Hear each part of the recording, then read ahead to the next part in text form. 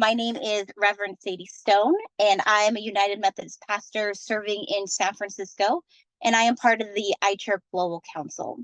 And we want to again welcome everybody to the launch of ICHRP's new educational primer, Not Your War Game, a primer on military buildup and people's rights in the Philippines. This new primer from ICHRP is a resource to help members of the international community better understand the militarization of the Philippines by the U.S. and its allies, and the impacts this has on the rights of the Filipino people. This primer will provide a comprehensive picture of the growing military relationships between the Philippines and its allies in a dual context of containing China and suppressing internal dissent and resistance. It covers the long history of American intervention and occupation of the Philippines, as well as the long-standing resistance of the Filipino people to foreign power. The primer then details the various military agreements between the U.S. and U.S. allies with the Philippines. And finally, it will describe the various social impacts of foreign military presence and coin in the Philippines and the ways in which these violate the Filipino people's collective rights. Today, we'll hear from members of ICHRP who will speak on the content of the primer, as well as the important role of ICHRP and all overseas solidarity allies in exposing and opposing the complicity of their governments in the militarization and brutal so-called counter-insurgency war being waged by the Marcos Jr. regime against its own people. So that is what we hope to accomplish this evening. And again, we're grateful that you are here. I keep saying evening. It is evening for me here in San Francisco. I recognize that we have folks joining us from all across the globe. So whatever your time zone, whether it's morning, afternoon, again, we are grateful that you are with us. And I am honored to introduce our first speaker, who is Peter Murphy. Peter is the chairperson of Global Council of the International Coalition for Human Rights in the Philippines, or ICHRP, as we like to call it. And Peter Murphy will speak on the U.S. Indo-Pacific strategy, the militarization of the Philippines by the U.S. and allies, and the impact of this on the Filipino people. So let's welcome Peter as he starts and kicks off our webinar. Okay, thank you very much, Sadie. And magandang umaga po sa inyong lahat. Good morning, and good afternoon, and good evening, everyone. My name is Peter Murphy, and I'm speaking to you from Gadigal land in Sydney, Australia, on behalf of ICHRP. This primer being launched today is so timely because of the high-speed build-up of military arrangements linked to the Philippines as part of the US strategy to maintain its global primacy and domination of the Asia-Pacific region in its confrontation with the People's Republic of China. We are calling this a red alert. The Philippines is no one's war game zone. This primer aims to provide a comprehensive picture of the growing military relationships between the Philippines and its allies in the dual context of containing China and suppressing internal dissent and resistance in the Philippines.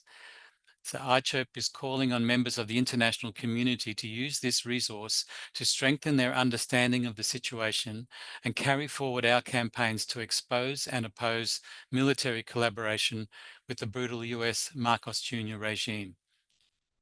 As context, the social impacts of 127 years of US colonialism and neocolonialism in the Philippines have been profound. The US colonial administration reinforced systems of inequality that were institutionalized through 300 years of Spanish colonial rule. It maintained the hacienda system and brought in big agribusiness corporations that have contributed to massive landlessness among the peasant population. This ultimately entrenched a system of elite landlord oligarchy and kleptocracy, which continues to the present day. In the post-World War II era, the US crippled the Philippine economy by stifling industrial development with a series of treaties which created a dependency on agricultural exports and manufactured imports.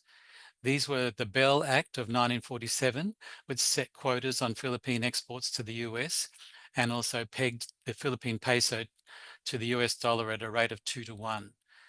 And then there's the Parity Amendment of 1947, giving US citizens and businesses parity rights in the Philippines to enable US monopolies to plunder the Philippines' natural resources and to operate public utilities as if they were Filipino citizens. The US supplied weapons and advisors for the repression of the Hawk Rebellion in the 1950s and used the Philippines as a major base for its war on the Vietnamese people in the 1960s. So ever since 1898, there has been widespread resistance to US domination in the Philippines.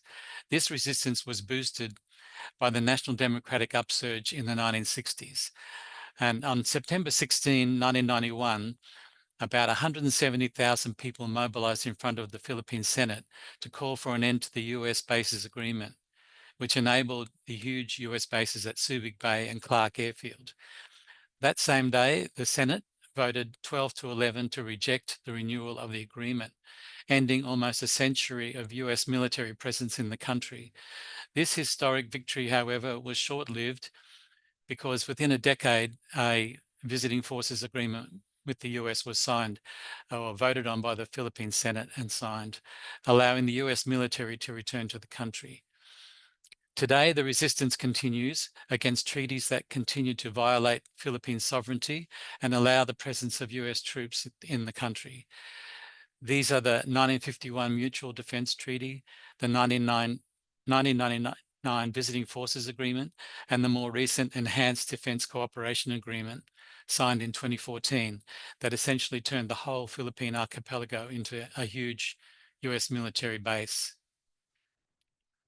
To entrench its military positioning in the Indo-Pacific, the US established in 1947 its Indo-Pacific Command, which remains the oldest and largest unified military command today.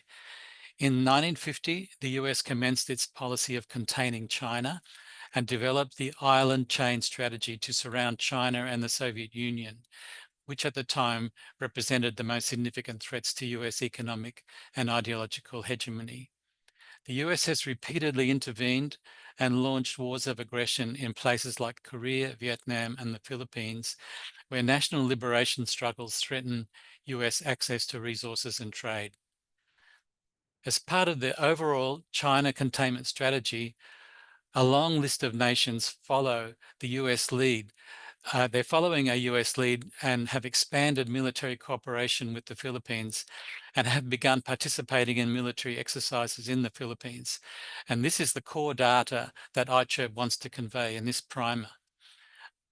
After the US, Australia has the longest set of military arrangements with the Philippines dating from the 1990s. Far away France, which also says it's a Pacific power, began its engagement in 2016. And very recently, Germany, Canada, Italy, Spain, Japan, the UK, and New Zealand have set up visiting forces agreements with the Philippines. And South Korea has been a major weapons supplier since the 1990s, and India, the Czech Republic, and Israel have also been significant arms suppliers for quite a few years. The presence of US military bases and forces in the Philippines exacerbates the landlessness, the poverty, and the inequality for the Filipino people. First of all, the bases themselves take up farmland and indigenous peoples' ancestral domains, and they leave toxic wastes on the land.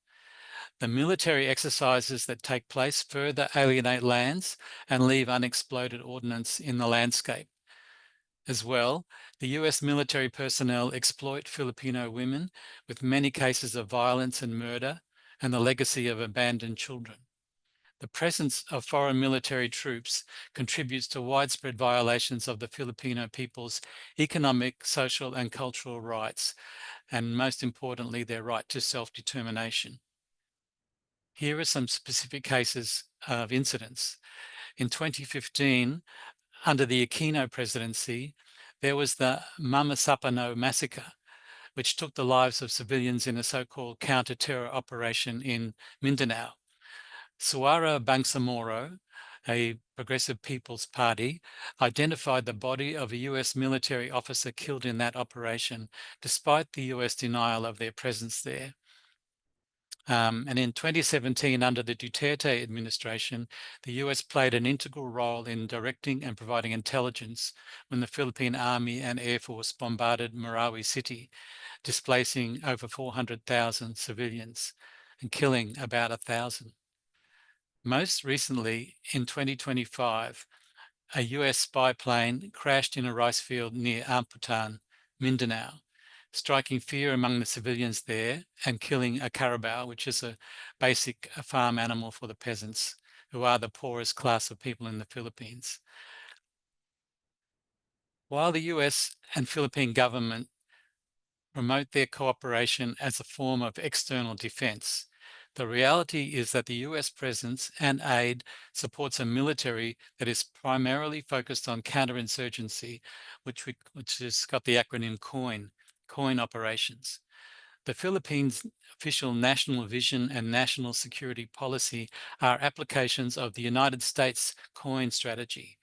And the stated goal of this strategy in the Philippines is to further weaken and defeat the local so-called terrorist groups, curtail the continuous propagation of violent extremism narratives, and achieve strategic victory over the communist rebellion, which is led by the Communist Party of the Philippines, the New People's Army, and the National Democratic Front of the Philippines. While the Philippine military actually claimed strategic victory over the New People's Army at the end of last year, the Communist Party of the Philippines asserted in reply that it's continuing to fight in over 100 guerrilla fronts and that the military claims are really quote-unquote dreamland statements.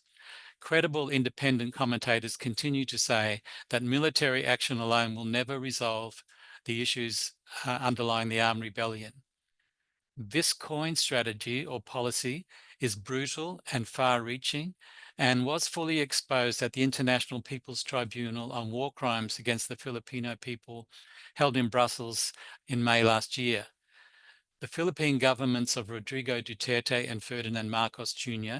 and the US Biden administration were found guilty of war crimes at that tribunal. All those organizations and individuals who disagree with or challenge the economic policies of the Philippine government are targets of the COIN strategy. So foreign countries continue to sign new military deals with the Philippines and provide military aid because of their laser focus on maintaining military dominance in the region. They're ignoring the absolutely brazen evidence of the repression of the people. They're very gross human rights violations. As noted in the verdict of the International People's Tribunal last year, anti-imperialist struggle in the Philippines threatens US geopolitical and economic interests in the Asia-Pacific. Maintaining a US-controlled regime in the Philippines and suppressing efforts by the Filipino people to assert their right of self-determination is essential for the US to preserve its dominance and to counter any threat in the region. As countries across the world join and support the US military buildup in the Philippines, it's critical for us to join in solidarity with the Filipino people and oppose the ongoing expansion of bilateral military agreements that continually violate the people's right to self-determination. ICHRP recommends that foreign governments publish their military agreements with the Philippines, that people's organizations campaign globally against the US-led military buildup around the Philippines. We recommend that civil society organizations should send delegations to visit communities in the Philippines to document this situation. And most importantly, we must campaign for governments to suspend all military aid to the Philippines until there is a just peace in that land. Maraming salamat po sa lahat. Thanks, everybody. Back to you, Sadie. Thank you so much, Peter, for that background and that information. Our next set of speakers, and we have a few of them coming up, are members of ICHRP chapters around the world. That is the great thing about ICHRP, is that it is a global body of allied people that are fighting for the Filipino people. And so these are chapters and organizations that are involved in campaigns against U.S. militarism in the Philippines. And they will speak on the important role of the international community in exposing and opposing the militarization and the human rights violations that are taking place in the Philippines. So first, I would like to welcome Joe of the ICHRP US chapter, who is our first speaker from the various chapters this evening. Thank you, Sadie, and thanks, Kasamas, for being on this call. So I'm Joe Osbaker, and I'm with ICHRP US. My home organization is the Chicago Alliance Against Racist and Political Repression. I'm one of the labor committee members there, and bringing you greetings from our comrade Frank Chapman here in Chicago. So since its inception, its launch in 2017, ICHRP US has built a movement to oppose US support of the war crimes of the Duterte and Marcos regimes, and in support of the Filipino people for sovereignty and for self-determination. Among other actions, we are conducting advocacy work with members of the U.S. Congress to criticize the growing U.S. military aid to the Philippines, especially while human rights violations and violations of international humanitarian law run rampant. Just this morning, I was on the phone with the office of my congressman, Jonathan Jackson, from the south side of Chicago, setting up a meeting. So while we have been trying to dry up the flow of weapons to the GRP, earlier this month, Peter said before, Secretary of Defense Pete Hegseth's visit to the Philippines, the State Department approved a $5.58 billion arms sale to the Philippines. The Philippines is poised to receive F-16s with this, which will doubtlessly be used against the people in the ongoing campaign of indiscriminate aerial bombings in the countryside. ICHRP US is currently waging a fight to block this arms sale. In the arms package, by the way, promised to the GRP are something called JDAMs. That's smart bombs. These are the same bombs that have been used to lay waste to Gaza over the last 18 months. You know, as early as 2015 in Chicago, ICHRP members had joined a campaign to pressure Boeing, which makes those JDAMs, to stop them from selling them to Israel. I remember at the 2016 Boeing board meeting here in Chicago, a visiting LUMAD delegation was added to our protest, including Kurlan Finagle, known to friends as Kuya Lala, who I saw again that summer at the ICHRP conference in Davao. Lala was brutally murdered by the AFP in 2023, of course. We feel the urgency to resist this flood of weapons as we continue to demand justice for our brother, Brandon Lee, a victim of US-backed violence in the Philippines. As Brandon put it, the bullet that remains lodged in my spine was likely paid for by US tax dollars. We're also raising the demand to the Commission on Human Rights to reopen his case. A mass movement pushed on the Philippine consulate in San Francisco and the embassy to demand a meeting, and the embassy agreed to send a recommendation for Brandon's case to be reopened as a result. Now, the latest, as Trump's racist violence and repression against immigrants, working people, and activists heightens here, ICHRP US will continue to promote the need for people-to-people solidarity. We plan to organize missions, host speaking tours of peasant, labor, and other leaders from the Philippines here in the US, build support for the campaigns and the emerging fights of the people on the ground. Of course, we'll be out joining with tens of thousands on May Day, marching for the immigrant rights and against the Trump agenda. And I'll just close by saying, Ang tao, ang bayan, ngayon ay lumalaban. from Chicago. Thank you. Thank you so much, Joe, for that report of the work that is happening with ICHRP in the U.S. from the belly of the beast. We appreciate all of the work of the various ICHRP chapters across the country. Our next speaker I would like to welcome is Luffy from the ICHRP Canada chapter. Hi, thanks, Sadie, for letting us share about what we've done. So I'm Luffy. I'm the current chairperson of ICHRP Canada, and I'm based in Vancouver, BC.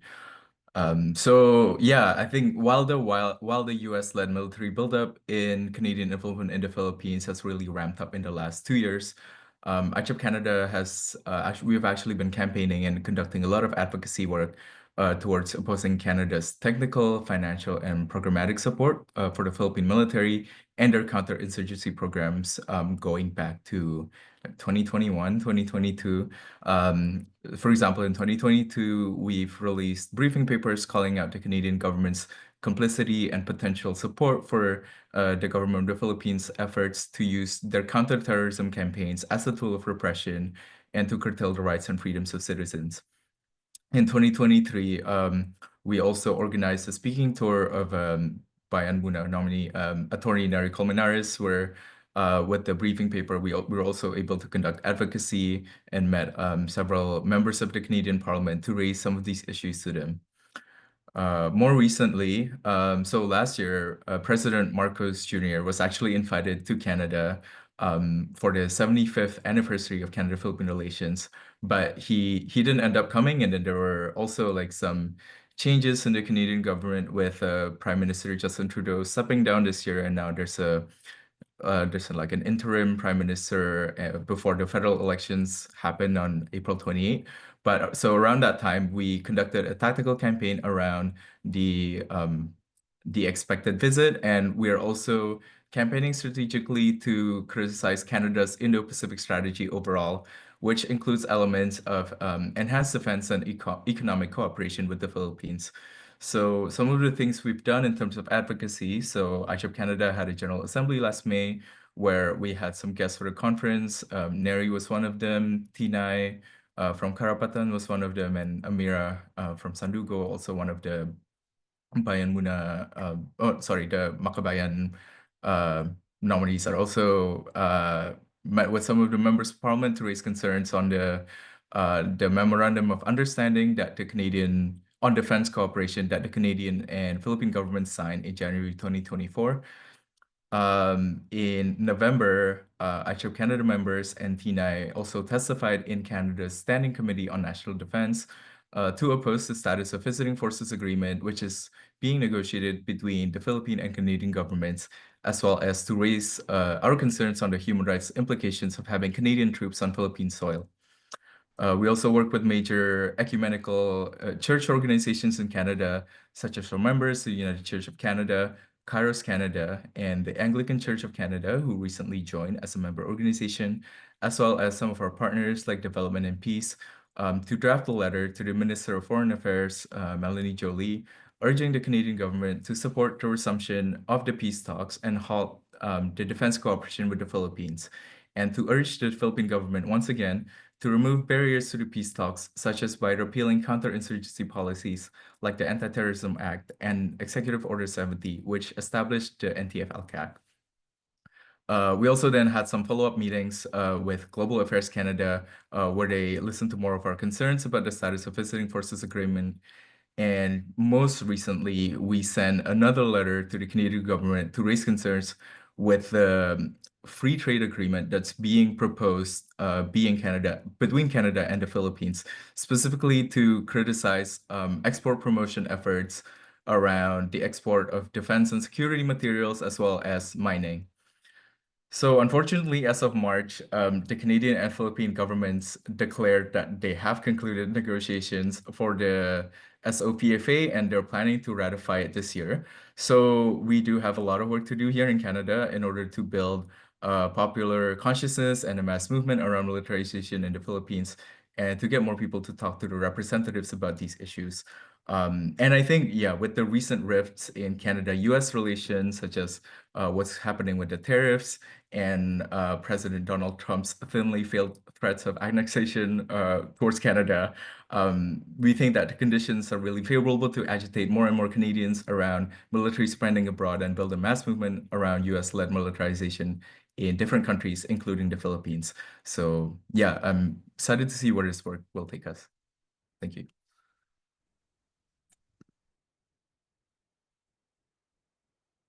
So much for that report from Canada. Also, just a reminder that if you want to access the primer on the internet, the link was just shared in the chat. It's being shared throughout this presentation. So be sure to check out that link, save it somewhere so that you can reference it back. But it's a great resource to continue to be learning about these particular concerns. So we've heard from the US chapter, the Canada chapter, and our next speaker is Reverend Jiwang Jinwoo of the Asian Pacific Coalition for Human Rights in the Philippines. He is not able to physically be here on Zoom with us, so his message is coming by way of video. So we will hear his message now. Dear ICHRP comrades and friends, I'm honored to share with you the news of victory of Korean democracy. Finally, on April 4, the Constitutional Court of Korea declared the impeachment of President Yoon Suk-yeol. With this, Yoon Suk-yeol, who has committed all kinds of tyranny and destroyed democracy by declaring martial law since taking office in 2022, has been removed from office. The victory was made possible by the dedicated effort of countless citizens. On the night of the coup, when the military came to occupy the National Assembly, many citizens took the street and stood before the soldiers' gun with empty hands. When the impeachment motion was tabled in the National Assembly, 2 million citizens gathered in front of the National Assembly building, despite of the cold winter weather. In particular, young people who usually enjoy the K-pop and seems uninterested in politics or social issues participate in the protest in large numbers and express their resistance through their favorite K-pop culture. These young people transformed the protest rally into a huge festival in a creative way that no one could have expected. So we will get great inspiration and hope from this new generation. We learn the new power of solidarity through this struggle and victory. Farmers in the countryside and the citizens in the city, the elderly and the young became one. Groups with different issues and tasks such as irregular workers, farmers, the disabled, sexual minority, and migrant join hands with each other in their desire for a new society and defended democracy together. Of course, various religions such as Buddhism, Catholic, Protestant also participate with one heart. The Korean people hope that this victory of democracy is Korean will now spread through the world. In particular, we hope that it will be a message of hope for the Filipino people who are struggling from tyranny. As you all know, the wind of right-wing extremism is blowing strongly around the world. We will stand in solidarity with the people of the world in the struggle for justice and move forward together for a peaceful world where human rights and justice are guaranteed. Let's move forward together. Long live international solidarity. Thank you. Thank you very much. Yeah, thanks very much to Reverend Jong Jin Woo for the solidarity message and the update on the situation in Korea. We have a couple more speakers now who will be talking about the solidarity movement around the world for the people of the Philippines. Next up, I'd like to welcome Robert Reed of the Friends of the Filipino People in Struggle. Kia ora and greetings, everyone. I'm Robert Reed from Aotearoa, New Zealand, and also Global Chair of the Friends of the Filipino People in Struggle. I thought I'd just, in the few minutes available, just say a few words about perhaps New Zealand-Philippine military relations, given that we are having reports from different countries, and then move on to what FFPS is doing globally. In New Zealand, on the that graph that Peter put up before, I think probably understates a bit New Zealand's link with the US and Philippine war machine. A lot of it is done informally.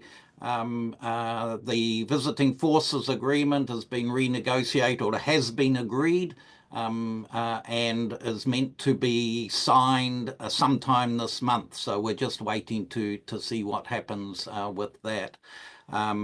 Like I think many other countries, a lot of our peace activists are involved in Palestine activity, supporting the Palestinian struggle. But for us, there is a growing awareness of what's happening in East Asia, with the Philippines, with New Zealand forces being dragged into joint military exercises off the Chinese and DPRK coastlines. And so it means, and we're trying to sort of educate our many activists who have come through from being pro-Palestine activists into what's happening in our own region. And this is sort of just it's back to front, but an example of one of the sort of leaflets we're doing of trying to link those two struggles. And just a reminder that for of course, that I think helps us and gives us more, I guess, more hope that there are solutions to these issues, is that in a couple of weeks' time, on the 30th November, is the 50th anniversary of the end of the US war on Vietnam, the so-called fall of Saigon. And that does show us, I was around at that time, as you can see from my hair, but it does show us that it is possible for liberation struggles to be victorious, and gives us hope and inspiration for the future. Just of the Friends of the Filipino People in Struggle, most people will know that we are a global network of groups who openly support the national liberation struggle in the Philippines and the role that the National Democratic Front is playing there. Its activities include awareness building, education, organizing and mobilizing solidarity activists around the world on the issues of opposing US dominance and supporting the Filipino people's rights. So more and more, as the global situation is changing, and the in its death throes, US imperialism is lashing out everywhere around the world, including in the East Asia, and trying to so-called contain China. It means that certainly we need to be even more vigilant and more supportive of the liberation movement within the Philippines and the people's struggles there. Peter Murphy mentioned the activities which we jointly were involved in Brussels last year, the International People's Tribunal, and the decision of that tribunal, particularly looking at human rights law violations and the so-called COIN, or the counter-insurgency strategy of the US. And it's very pleasing, I guess, from our part, because that People's Tribunal was bringing both Marcos Jr. and Duterte to trial, and it's very pleasing for us to see that Duterte, even possibly with the help of Marcos, but he can come next, has been arrested by the ICC, and we look forward to him being held accountable, but also to Marcos Jr. to be held accountable for the many human rights violations that are happening in the Philippines at the moment. The final thing we just quickly wanted to say is that we are involved with other organizations in organizing around the meeting of the conference of NATO in The Hague at the end of June, counter conferences and counter activities to NATO. And the work that FFPS can do, and we encourage others to be involved as well, is to highlight the fact that NATO are a bit contradictory at the moment, because on one hand, Trump is, you might think, trying to destroy it, but on the other hand, that US-led imperialist domination over the whole world is moving away from Europe, and we are seeing neo-NATO types of activities in East Asia and Southeast Asia. And what we want to do is bring a Filipino perspective, a Southeast Asia perspective into that, into those demonstrations, counter meetings that are happening at the end of June in The Hague.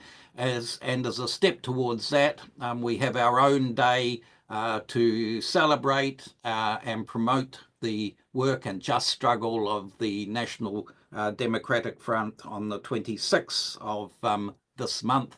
And if there's activities or FFPS chapters close to any of you, I'd encourage you to be involved with them. So thank you, and thanks very much to ICHRP for this primer. It's absolutely needed at this time, and it's going to be a great help for, I think, all of our work in countering US imperialism, US domination in our part of the world. Kia ora. Thank you very much, Robert. We really appreciate the message. We have one more speaker, but before I introduce our last speaker, I just want to remind people there's going to be a Q&A section after the speakers. So if you have any questions about the content of the primer, as well as any questions for the various members of ICHRP or FFPS who have joined on the global campaign against US militarization in the Philippines, you can put those in the chat. And there's also an opportunity for you to raise your hand later and just speak your question out loud. So I'd like to introduce our last speaker now, Miki Shigeno, who is the coordinator of the newly established Japan Campaign for Human Rights in the Philippines. So welcome, Miki. Thank you so much. Can everybody hear me? Yes, we can hear you. Yeah, okay, cool. Good morning, everybody. Minasan ohayou gozaimasu. Magandang umaga po sa ating lahat. I will be speaking on behalf of, actually, AWC could not make it today. So I will be reading their joint statement from AWC Japan and Bayan Japan on the growing US-led militarism in the Asia-Pacific region.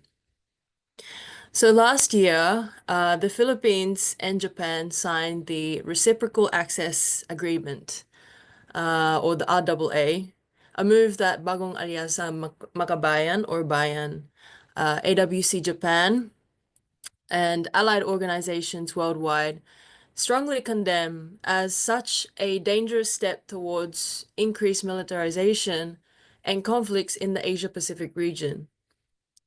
So this agreement is far from promoting peace and stability, and it represents a troubling resurgence of Japan's hegemonic ambitions in the region under the baton of US imperialism. It is deeply concerning that Japan seeks to expand its military presence without fully addressing and providing justice for its wartime atrocities, particularly the horrific system of comfort women that devastated countless lives across Asia. The RAA signing demonstrates a blatant disregard for the painful history and unresolved injustices of the past. It is a slap in the face to all survivors of Japanese wartime aggression, especially the comfort women who continue to seek recognition and reparations. This agreement dishonors their struggle and perpetuates a cycle of historical amnesia and impunity. We denounce both the Philippine and Japanese governments for pursuing this anti-people and anti-peace scheme. This military pact serves only the interests of imperialist powers while putting the lives and welfare of ordinary citizens at risk. It diverts crucial resources away from pressing social needs such as healthcare, education, and poverty alleviation, channeling them instead into wasteful and dangerous military buildups. This agreement furthers the so-called US pivot to Asia, where Japan and the Philippines serve as the US's partners in its efforts to contain China. The constant warmongering by the US escalates tensions in the region and increases the dangers of an open military conflict erupting in the region. The Filipino and Japanese people, along with all peoples of the Asia-Pacific, deserve genuine peace and freedom and not be used as pawns in imperialist power plays. In New, Japanese self-defense forces are set to join the live-fire Balikatan 2025 exercises in the Philippines, together with the US, Australia, and other allied forces. To highlight their maiden participation on the Balikatan exercises, the Japanese Prime Minister Ishiba will be leading the Japanese forces on a symbolic visit to the Philippines during the live-fire exercises. We call on all peace-loving peoples around the world to stand in solidarity against this Philippine-Japan military pact. We demand, number one, the immediate cancellation of the Philippines-Japan Reciprocal Access Agreement.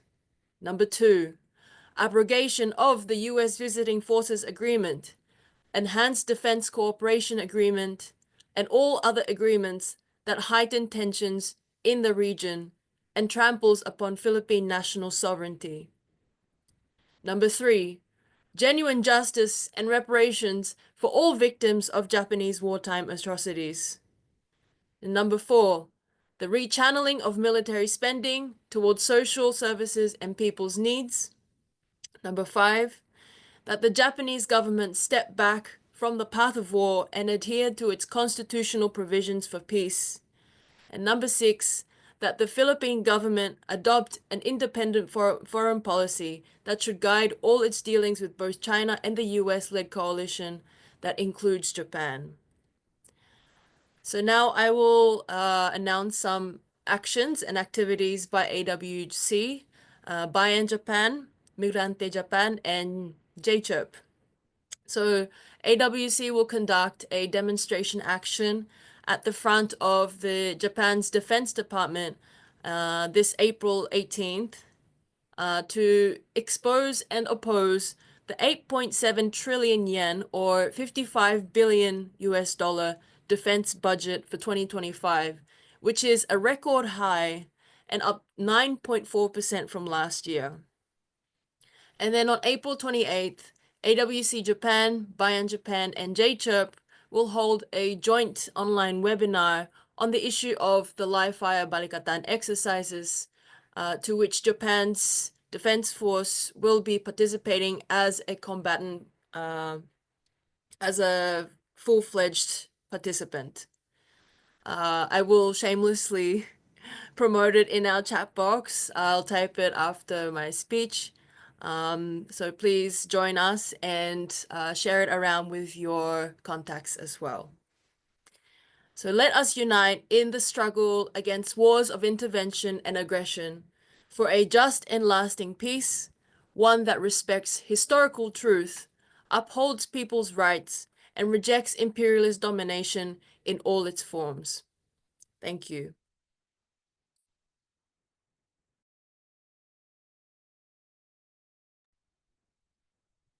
Thank you very much, Miki, for that message.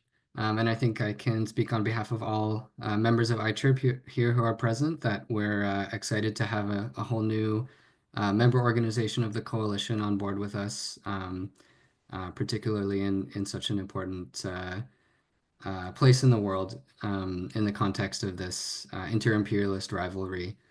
And I'd like to thank all of our speakers today. Just as a reminder, the primer that we've launched today has a whole section that outlines the various kinds of military relationships, including visiting forces agreements, weapons deals, and others.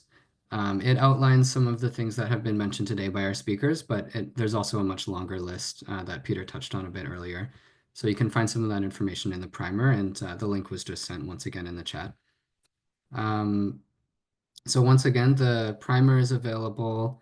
The link has been sent in the chat, but you can find it on the ICHRP website as well. There's a section at the top of the website with a list of resources, and this is the first primer that we've produced, but we're hoping to work on many similar pieces of educational content in the future, so you'll be able to find them there. So just as a bit of a recap of today's webinar, we heard from our speakers about the U.S. Indo-Pacific strategy and how it relates to the U.S.'s geopolitical interest in the Philippines and in the region more generally. We heard about how other countries, the U.S. allies, have followed suit in forging military agreements with the Philippines in the form of intelligence sharing, arms transfers, visiting forces agreements, military training, and joint military exercises. Particularly the ongoing, or I think just beginning now, the Balikatan military exercises. We've also seen importantly, we've seen the social impacts of the military presence and the counterinsurgency of the Philippine government on the people of the Philippines. And we heard from various ICHRP chapters around the world, as well as allied organizations about their campaigns against U.S. militarism. So to wrap up, I'm going to actually read our recommendations that you can find at the end of the primer. These are recommendations to foreign governments, but also to civil society around the world. The first recommendation is for foreign governments who currently have military agreements with the Philippines to make the agreements transparent and make details available to the public. We recommend to people's organizations and civil society organizations around the world to coordinate campaigning and mobilizing on a global level against the growing US-led military presence in the Philippines. We recommend to civil society, parliamentarians, and representatives of intergovernmental bodies to visit the Philippines, meet with communities, especially in rural areas, to investigate and document the violations of human rights and international humanitarian law related to foreign military presence and the heightened and US-backed counterinsurgency strategy of the Philippine government. And finally, we recommend to foreign governments ultimately to terminate all military aid and military agreements with the Philippines, including cessation of talks for new military agreements, some of which are ongoing. Moving forward, we hope that ICHRP organizations, as well as allies, use the primer as a valuable resource in continuing to expose and oppose the increasing US military buildup in the Philippines, as well as its violation of people's rights and the right to self-determination of the Filipino people. As countries across the world join and support the US military buildup in the Philippines, it's critical to join in solidarity with the Filipino people and oppose the ongoing expansion of bilateral military agreements that continually violate their right to self-determination. And that will be the conclusion of our webinar. So thanks again to all of our speakers, and thanks to so many ICHRP members and allies from around the world for joining today.